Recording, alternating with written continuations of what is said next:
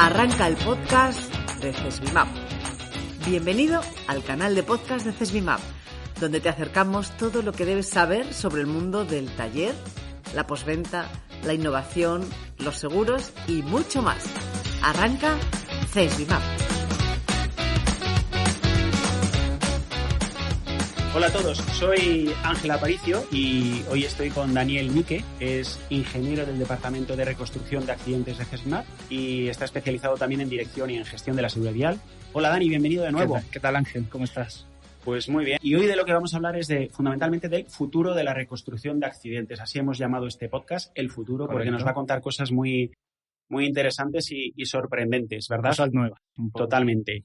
Bueno, pues si te parece, vamos directamente con lo que es el contenido del podcast. Y una pregunta muy sencilla, ¿para qué se utiliza lo que nosotros llamamos la RAT, la reconstrucción de accidentes? ¿Se encarga solo cuando haya alguna duda manifiesta o también vale para otros casos? Es una buena pregunta para empezar. Vale, una reconstrucción al final es investigar cómo ha ocurrido un accidente en el que está involucrado por lo menos un vehículo o motor. Es decir, puede ser un atropello o una colisión. Para ello, nosotros lo que hacemos es analizar los datos objetivos que disponemos, las imágenes, los informes técnicos, los atestados, y basándonos en eso, que por cierto, el tema importante o la palabra importante es objetivos, porque al final son los datos que no se pueden alterar. Basándonos en eso, realizamos informes técnicos y que probablemente se utilicen como pruebas y luego tengamos que defenderlos en un juzgado delante de un juez. Por otra parte, relacionado con la otra pregunta, no siempre se realiza una reconstrucción cuando hay dudas. También se puede realizar una reconstrucción para reforzar el hecho de cómo ha ocurrido un accidente. Vale, por poner a nuestros oyentes un poco en antecedentes, una reconstrucción determina responsabilidades, ¿verdad? Es así, qué es lo que sucedió, cómo sucedió, pero decíamos que si a veces reforzamos alguna idea o desmentimos, ¿nos puedes poner algún caso o dibujar algún caso en el que verdaderamente la reconstrucción de accidentes haya sido decisiva para poner en entredicho lo que, en buena lógica, había sucedido? Sí, es un ejemplo muy claro. Hace poco tiempo nos llegó un caso en el que estaban implicados dos vehículos, una motocicleta y un turismo. La motocicleta circulaba por una vía limitada a 60 kilómetros por hora. El turismo pretendía realizar un giro, pero tenía una señal vertical de stop. Es decir, tenía que esperar que la motocicleta pasase porque era la vía en la que circulaban los dos vehículos. Y luego acceder a la vía que pretendía utilizar. Vale. Según el atestado, y según cómo nos llegó, lo primero que lees es, obviamente, que la señora se salta el stop y das por hecho que la culpable en este caso es la señora. Es la conductora, correcto. Exacto. Pero lo que realizamos nosotros es analizar todos los datos que vienen en el atestado y en el informe técnico o todas las pruebas que nos lleguen. En este caso pudimos comprobar, teniendo claro que la conductora del turismo no respetó la señal vertical, que el conductor de la motocicleta circulaba a una velocidad superior a 100 kilómetros por hora por una vía que, como te comenté antes, el tramo de la vía estaba limitado a 60. Entonces, también ya ves un poco de culpa, ¿no? Y aparte de eso, también lo que nosotros realizamos son cálculos para ver si se podría evitar ese accidente. Es decir, ¿qué pasaba si el conductor de la motocicleta, en lugar de circular a más de 100 kilómetros por hora, hubiese circulado a la velocidad de la vía? Entonces, pudimos comprobar mediante cálculos también que sí que o se minimizaba el impacto y no era tan grave como realmente ocurrió, o se podría evitar. Sí que se podría evitar porque el tiempo de reacción del conductor era menor, entonces sí que se podría haber evitado la colisión, sobre todo el enlace fatal que tuvo este accidente. Sí, yo conozco un caso también muy similar que yo creo que lo he llegado a leer en el manual que tenemos de reconstrucción de accidentes. Es muy similar, es un tractor que accede a una vía y un vehículo que viene, pues arrolla al tractor. Y la primera impresión es la que tú comentas, es decir, es el tractor el culpable porque se ha cruzado cuando venía un vehículo. Claro. Y al final la conclusión es completamente diferente. El tractor cuando sale no viene nadie porque existe un rasante. Y si el vehículo que hubiese accedido desde ese rasante hubiese respetado la velocidad, no hubiera sucedido nada. Sin embargo, viene una velocidad elevadísima y es lo que provoca el accidente. Es lo que te comentaba, al final se analiza todo, porque si das por hecho lo primero que lees o el testimonio de los testigos, pues un poco te cierras a que ocurrió así como lo dicen ellos. Correcto. O como te viene al inicio del informe, ¿no? Correcto. Entonces tú tienes que analizar todo y ver un poco el reparto de culpas que puede haber en muchos casos. Perfecto. Bueno, si te parece, nos metemos un poquito más en lo que es el trabajo de CESBIMAP y si nos puedes hablar un poquillo de la experiencia que tenemos, si solo hacemos accidentes de carretera o otro tipo de accidentes o colisiones, si hablamos de incendios, de caídas por un puente, por ejemplo, no lo sé. Sí, CESBIMAP lleva 36 años, que ya son muchos años, ¿eh? Son muchos años. Desde el 86 realizando reconstrucciones de accidentes en los cuales se analiza todo tipo de siniestros, en los que obviamente incluyen colisiones, aparte también se analiza incendios también, en el que está involucrado todo tipo de vehículos, desde el más pequeño que hemos hablado, los patinetes, los patinetes, hasta un camión. Entonces un poco se analiza todo donde esté involucrado un vehículo a motor, ya sea un entorno público, una vía pública o un entorno privado. Decíamos al principio del podcast que íbamos a hablar del futuro de la RAD, pues si te parece hacemos un poquito de referencia. Entramos un poquito en lo que viene o en cómo trabajamos, ¿verdad? Sí. Porque antes se trabajaba de una manera, pero todo ha ido evolucionando, ¿verdad? Te puedo preguntar si quieres por drones, por escáneres o por otro tipo de herramientas. Sí, perfecto. Es el tema del podcast al final y es importante. Sobre todo yo creo que se ha cambiado y se está cambiando, aunque todavía se siguen utilizando antiguos métodos de cálculo de deformación, por ejemplo. Ahora ya se ha cambiado todo. Ahora nosotros lo que utilizamos mucho son los gemelos digitales, que un gemelo digital no es otra cosa que disponer del vehículo en nuestro ordenador, en nuestro puesto de trabajo. ¿Cómo lo obtenemos? Lo obtenemos con un escáner LiDAR, con el cual nosotros vamos al lugar del accidente, escaneamos el vehículo y ya disponemos de él a escala real para poder trabajar con él en nuestro puesto de trabajo. Al final lo que nos ahorramos es un poco el tiempo, el hecho de que nos falte alguna fotografía, el hecho de tener que peritar nuevamente el vehículo, analizar los daños, pues ahorramos mucho ese tiempo que muchas veces puede ser un tiempo muy grande al tener que volver a visitar el vehículo. Creo que también trabajáis con fotogrametría. Al final la fotogrametría es un poco parecida a lo que serían los gemelos digitales y lo que se trata es crear un modelo digital a base de fotos, mínimo 5 fotos en las que tú realizas alrededor del vehículo y obtienes un vehículo o la forma del vehículo en 3D y con esos datos podemos entrar en una plataforma y calcular la energía de deformación del vehículo, que al final nos ayuda un poco como objetivo final a determinar la velocidad de circulación del vehículo. Y yo creo que también podemos reproducir, cuando hablamos de gemelos digitales, estamos hablando del vehículo, pero también podemos reproducir el escenario, ¿verdad? Yo no sé si ayudándoos de escáneres, de drones. Sí, también los escenarios es un tema importante al final, como hablábamos antes, ¿no? El escenario también es importante, a lo mejor hay un cambio de rasante que nos impide la visibilidad, pues muchas veces tenemos que ir al lugar donde ocurrió el accidente y qué mejor que disponer de él siempre que nosotros necesitemos.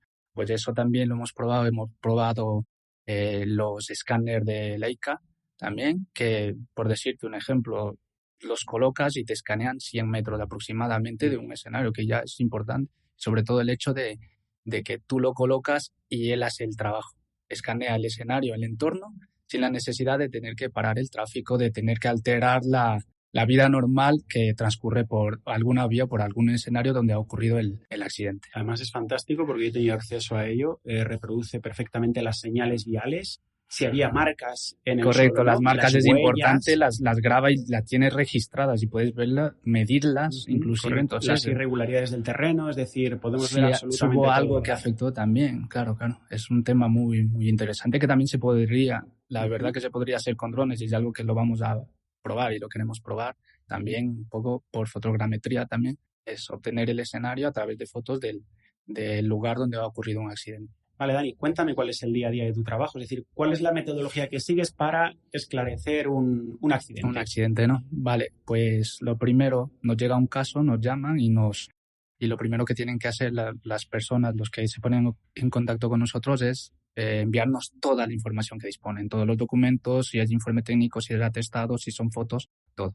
A continuación, lo que nosotros realizamos es un preinforme. Un preinforme es un informe escueto, por decirlo de alguna manera. Es algo rápido en el cual valoramos la acción de los implicados, valoramos los puntos fuertes, los puntos débiles que pudo haber ocurrido y valoramos todos los puntos, sobre todo por el hecho de que podemos continuar luego o no con un informe técnico, que también nos ha pasado, obviamente, ¿no? Que claro, no puedes continuar, está muy claro el accidente cómo ha ocurrido y no hay más, no se puede aportar. Exacto. Entonces, lo siguiente, que ya sería En el caso de que se pueda defender, sería realizar el informe técnico. Una vez aportado el informe técnico, lo siguiente ya es defenderlo, lo aportan como prueba y defenderlo delante de un juez. Y entiendo que en esa defensa nosotros aportamos datos objetivos y nuestra interpretación, nuestras conclusiones, exacto. ¿verdad? Es el conocimiento del día a día también. Al final aportas un poco las conclusiones, pero sobre todo lo que te comenté antes, y la palabra importante es objetivos. Los datos que tienen que ser objetivos, que no sean manipulables, algo que se pueda ver con facilidad y que lo pueda entender todo el mundo también. Una pregunta, ¿qué profesional realiza estos estudios? ¿Son especialistas en accidentes o demandan algún tipo de formación específica? Sí, estos estudios lo puede realizar cualquier persona que le guste el mundo de la automoción, obviamente, que quiera aprender sobre el tema de reconstrucción. No todos son ingenieros, pueden ser técnicos superior o inclusive pueden ser personas, policías, guardias civiles, que quieran un poco aprender sobre este mundo. Al final es un poco, se valora mucho el hecho de tener una base, y en eso también es importante tener una base firme, y esa base también lo podemos obtener en el curso de reconstrucción de accidentes de SESVIMAP, que al final es aprender desde lo más mínimo hasta ya desarrollar un informe técnico y tener que defenderlo delante de un juez. Entonces yo creo que es importante, porque muchas veces también, y eso ha pasado mucho, lo que intentan es un poco desmerecerte un poco y ponerte nervioso, y la primera pregunta que te hacen es si tienes conocimiento, si has realizado algún curso de reconstrucción o qué conocimientos técnicos tienes para poder... Para validar la... Exacto, para tu informe técnico. Entonces ahí ya como que te intentan poner un poco nervioso, pero bueno, yo creo que es importante las bases, y las bases te ayudan luego. Bueno, para nuestros oyentes también quiero comentar que Dani acaba de publicar en revista SESVIMAP, en el último número, en el número 121, un artículo muy interesante dentro del apartado de reconstrucción de accidentes, y a mí es que me ha parecido un estudio muy llamativo, porque si quieres lo explicas tú, que lo explicarás mejor que yo simplemente lo antecedo.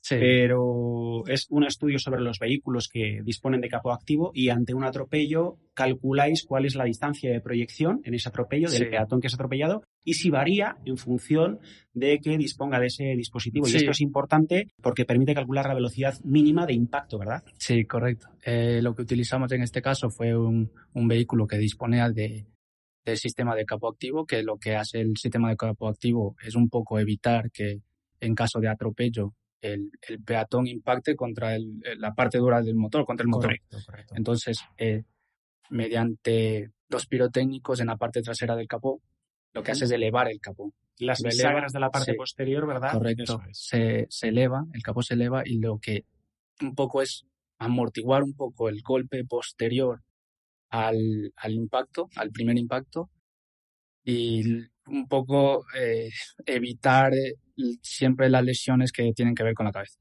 Sí. No va a evitar la posterior, el impacto contra la superficie, contra el asfalto, pero sí te evita un poco el primer impacto. El primer impacto, correcto. Entonces lo que hicimos fue hacer una prueba con un dummy y con el vehículo circulando a 40 kilómetros por hora, porque tiene un margen de actuación también. Obviamente, si es una velocidad superior a 60, pues ya es un poco complicado que el peatón impacte contra el capó, si no ya sale proyectado hacia atrás. Entonces tiene que ser ese rango de velocidad, y el cálculo que realizamos fue para determinar si el sistema de capó activo, aplicando una fórmula, si el sistema de capó activo varía la proyección del peatón, y en este caso se puede determinar la velocidad. La velocidad aproximada creo que fue 41, si no recuerdo mal, fue muy cerca, y la velocidad de impacto fue 40. Entonces un poco la conclusión a la que pudimos llegar es el hecho de que no te cambia la proyección, es decir, sí que podemos determinar la velocidad como con cualquier otro vehículo, lo que sí que te menora un poco es la lesividad. Al final lo que evita es el impacto de la cabeza contra el motor. Correcto. Sí. Y ya que hablamos de contenidos de la revista, seguramente que nos puedes explicar otro artículo que publicamos en su día, que fue muy llamativo, porque hemos hablado al inicio del podcast de que también afrontáis reconstrucciones por incendio de vehículos. Hay un caso por ahí muy conocido sobre Ferrari, ¿verdad? No sé si era un artículo de Rodrigo, con quien hemos también completado otro podcast, y después hablaremos de temas relativos a Rodrigo, ¿verdad? Sí. Pero era muy curioso, muy llamativo ese artículo. ¿Qué es lo que sucedía? Cuéntanos. Sí, es un poco, ese caso fue un poco llamativo. Al final un vehículo de alta gama siempre te llama la atención, ¿no?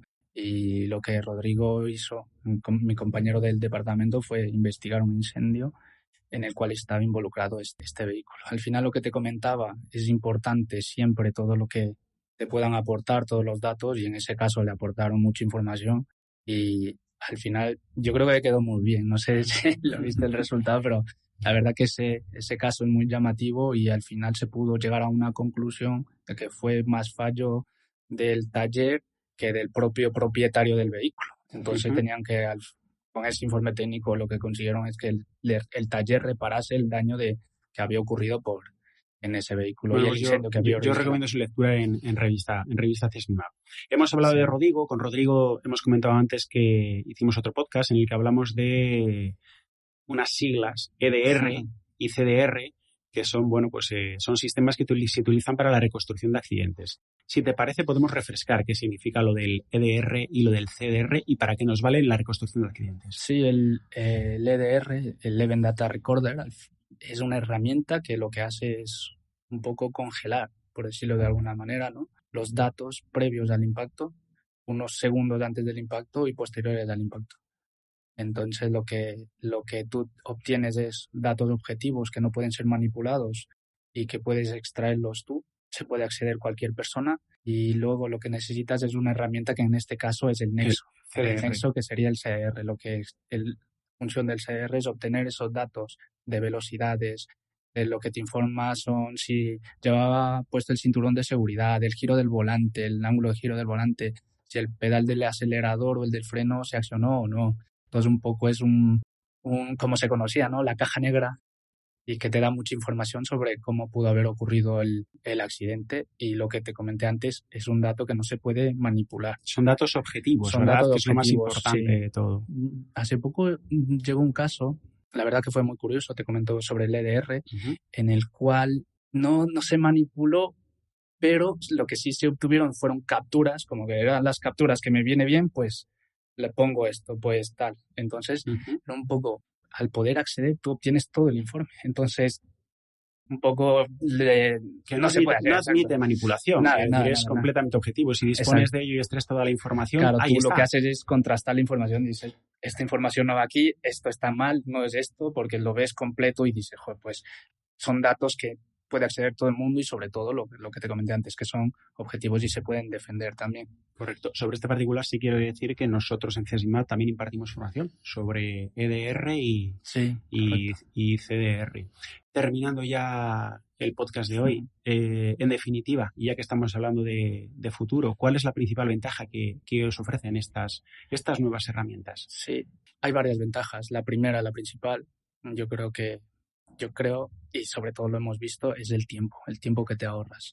Me ha pasado muchas veces que voy visito un vehículo, hago unas fotos y la foto que me falta es la que no la tengo, o la que está en peor calidad. O si nos envían una consulta, pues las fotos siempre tienen mala calidad o no se ve bien, pues eso nos pasa siempre. El hecho de disponer de un gemelo digital nos ayuda a evitar una nueva visita al vehículo, y el disponer de ese vehículo en el momento y realizar las pruebas y obtener la captura de pantalla, es decir, la foto que necesitamos, sin la necesidad de tener que visitar nuevamente el vehículo. Y otra parte también, yo creo que es importante al final, es que todas estas herramientas son complementarias entre sí. No es ninguna mejor que otra, sino que todas se pueden utilizar y todas el objetivo final es demostrar cómo pudo haber ocurrido un accidente y sobre todo que sea visual, que lo entienda cualquier persona. Entonces, estas herramientas, lo que te digo es que se pueden complementar y nos ayudan a eso, a demostrar cómo ha ocurrido el accidente. Dani, pues yo creo que volveremos a contar contigo más adelante, queráis, ¿no? Seguro. Los oyentes seguro que se dan cuenta de la capacidad que tienen nuestros compañeros, que tan pronto estamos hablando de patinetes eléctricos como de reconstrucción de accidentes, ¿verdad? Tenemos gente muy polivalente y muy preparada. Siempre aprender de todo al final. Sí, capacitarnos siempre y estar ahí. Así es. Bueno, pues lo dicho, un gustazo estar contigo. Yo creo que Javi, que hoy nos acompaña desde la parte del sonido, puede decir exactamente lo mismo. Hemos disfrutado, hemos aprendido. Y nada, pues muchísimas gracias. No, a ti, ya. Contaremos contigo más adelante. Y a nuestros oyentes, pues nada, simplemente decirles que cualquier propuesta nos la pueden enviar al correo cesvimap@cesvimap.com y que estaremos muy atentos. Muchas gracias y pasad un buen día.